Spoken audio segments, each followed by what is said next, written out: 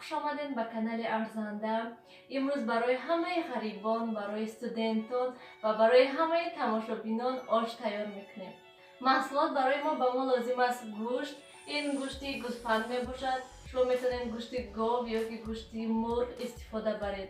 و پیاز، سبزی، نخود و برنج و کمی دیگر نمک لازم است. خوب تیار میکنیم. در اول من الکی روغن رو به دیگ انداختم و اکنون انتظار میشم که روغن خوب تصفد و بعد محصولات رو نیز سرخ میکنیم. در اول گوشت ها رو میاندازیم.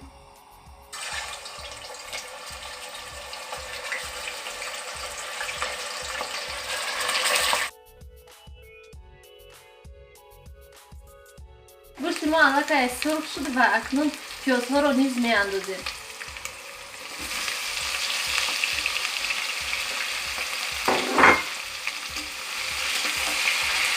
پیاز رو نیز سرخ میکنیم.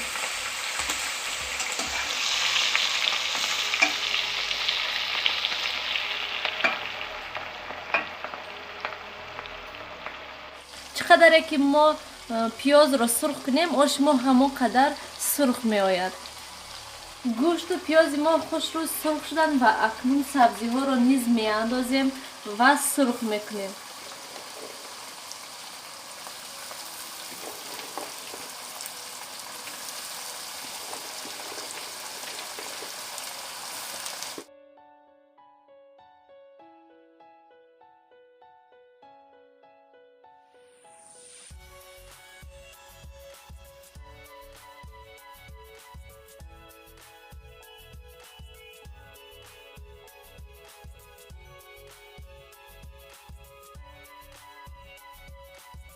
سبزی ما سرخ شد و اکنون آب می اندازیم.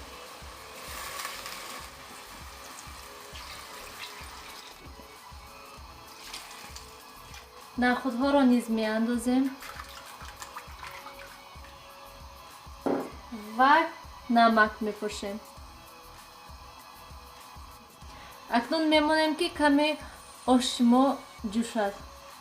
اکنون برنج را می اندازیم.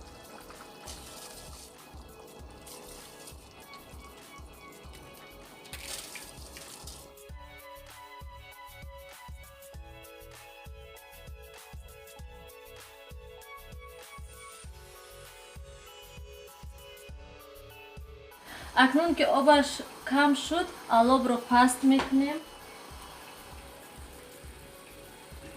و برنج رو همش رو توپ میکنیم و دم میپرتیم بعد.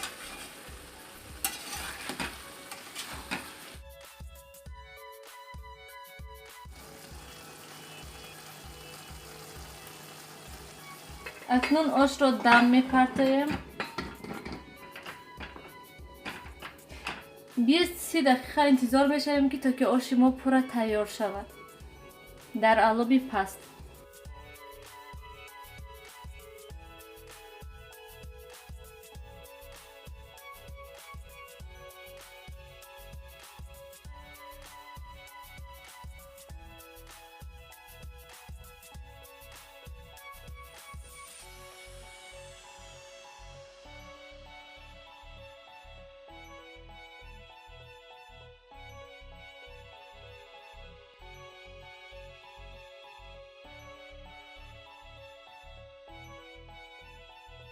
تماشابینان گرامی، آش ما هم تیار شد. مرحمت نمایید.